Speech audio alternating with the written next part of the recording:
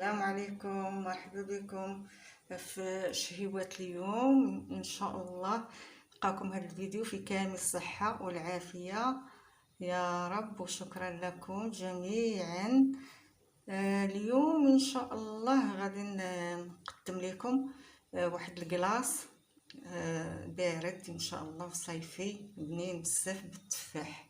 يعني كلاص غنديروه بالتفاح كما كتشاهدوا. هنا شي 3 تفاحات تقريبا، مع درت لهم الحامض باش ما يكحالوش. غادي نعسلوهم تقريبا 2 معالق ديال السكر الكاسوناد. هادي يعني سكر حبيبات الاسمر كما كتشاهدوا. هذا غنعسلو به التفاح. وعندنا 2 بواطات من فئه 200 غرام ديال القشده الطريه. وعندنا نص لتر ديال الريب بغيتو تاخذوا ديال العبار العادي يعني اللي هو طبيعي، هو هذا يعني تيكون ألذ واحسن. وعندنا هنا تقريبا 3 المعالقات ديال سكر كلاص ممتاز، يعني من نوع ممتاز. المعلقه على هذا القياس هذا يعني معلقه كبيره. وحنا دابا غندوزو نعسلو التفاح ب2 معالق ديال لاكاسوناد، يعني السكر الاسمر كما كتشاهدوا. هاد لاكاسوناد هادي على هاد الشكل راه كتباع مولين الحلويات. وغادي نتلاقاو معكم ملي نعسلو التفاح ونطحنوه، حيت غيكون هاد الكلاص هذا بالتفاح. هانتوما معانا. دابا غنديروا شويه الزبده باش نعسلو بطبيعه الحال التفاح هكا. عاد غنزيدو عليها لاكاسوناد، نديرو معلقه خشبيه تذوب هكا شويه، عاد باش نزيدو لاكاسوناد.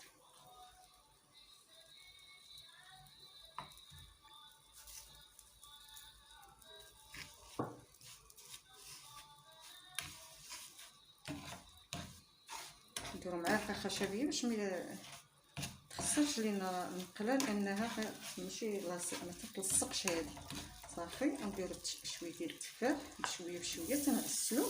والطريقه ديال التفاح معسل راه معروفه، ها هي نعسلو ونرجعو معكم. دابا ملي عسلناه بزبيده ولاكاسوناد غادي نخليوه يبرد ضروري، حيت الكلاص بارد. غنخليوه يبرد مزيان ونديروه في الثلاجه ونخليوه يبرد حتى يبرد مزيان، عاد باش نطحنوه بالميكسور. وملي نطحنوه عاد تشوفوا الطريقه ملي غنميلونجيوه مع القشده والريب ان شاء الله. غنميكسيوه ملي عسلناه برد غنميكسيوه.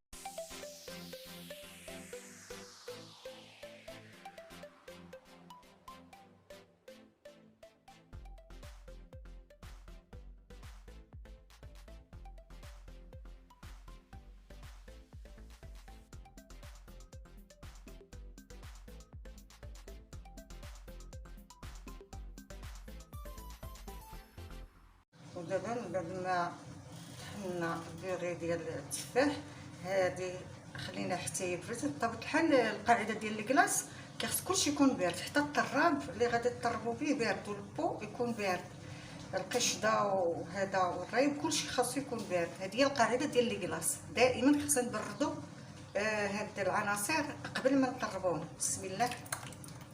دابا هذا الريب درناه حتى هو برد، غنزيدو القشده. سهله يعني، غتميلونجيو العناصر كامله صافي وتبردوا حتى لي بو اللي غادي تنزلوا فيهم هاد لي كلاص حتى هما يكونوا باردين في الثلاجه. وهذه هي القاعده ديال لي كلاص، يعني ماشي شي حاجه صعيبه. اي نوع من لي كلاص كيخصكم تبردوا كلشي العناصر.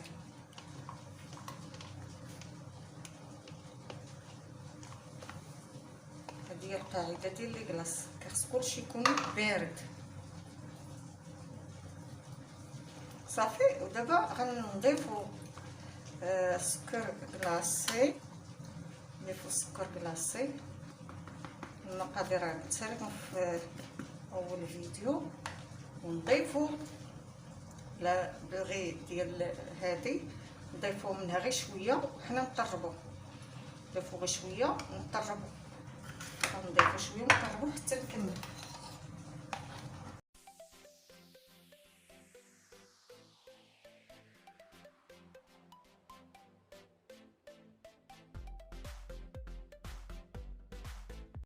دابا ملي طلعناها شويه نتوما كتشوفوا السمك ديالها، غادي نضيفو الباقي ديال التفاح لان الكلاص ديالنا معتمد على التفاح.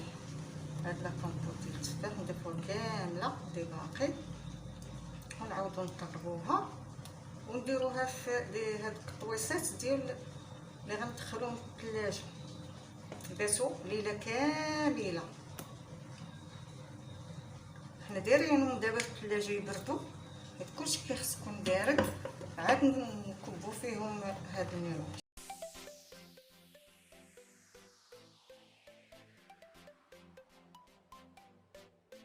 دابا حنا خرجنا الطويصات من الثلاجه باردين، غادي نكبو فيهم هاد الخليط هذا ندخلهم الفريكو حتى يجمدوا.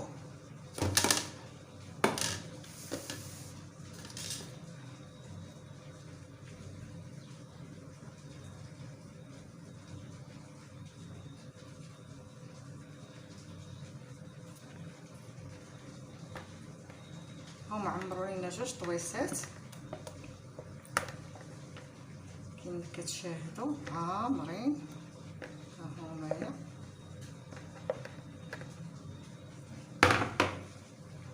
دابا غندير لهم بلاستيكه على هذا الشكل هذا باش ما يعرقوش، وغنديروا لهم الغطا ديالهم. ها ثبت.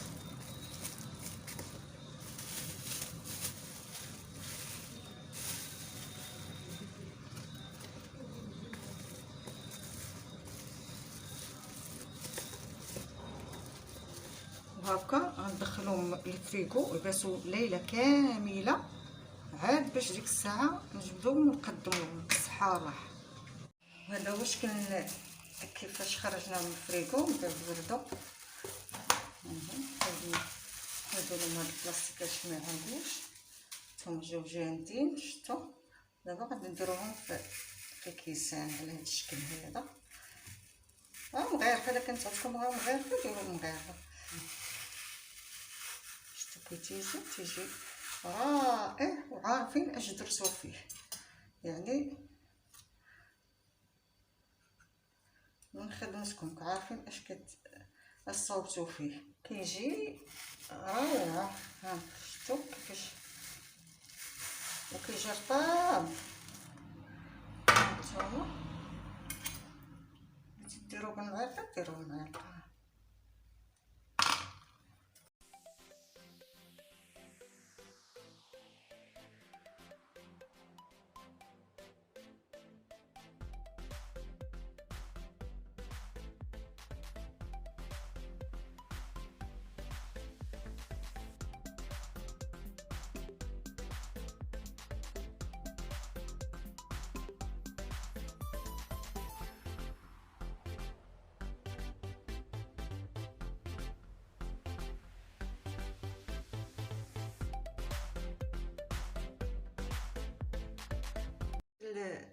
النهائي ديالنا ديال الكلاص بالتفاح اللي شاركنا معكم.